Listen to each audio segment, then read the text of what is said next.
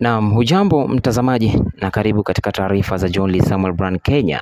Iwapo ndio mara yako ya kwanza kujiunga kwenye channel hii, basi hakikisha kwamba umeweza kusubscribe ili ukaweze kuwa katika nafasi nzuri ya kuweza kupata taarifa zaidi kadri yanavyochipuka.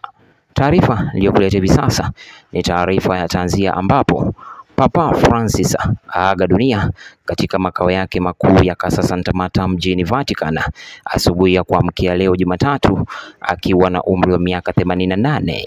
Papa huyo raia wa Argentina hivi majuzi alitumia wiki 5 katika hospitali akipambana na pneumonia.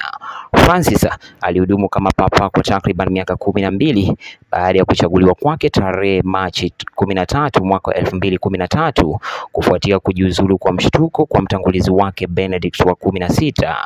Papa ambaye sehemu ya papa moja ilitolewa akiwa na umri wa miaka 20 na alikuwa amepambana na matatizo ya afya kwa miaka mingi, alilazwa Gemelli tarehe 14 Februari.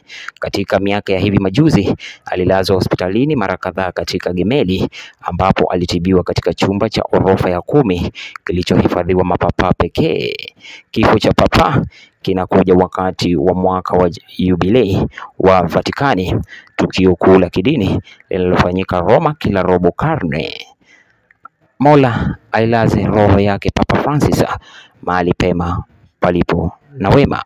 Asante mtazamaji kwa kuitazama taarifa hii, na usisahau kusubscribe, like, share pamoja na kukomenta.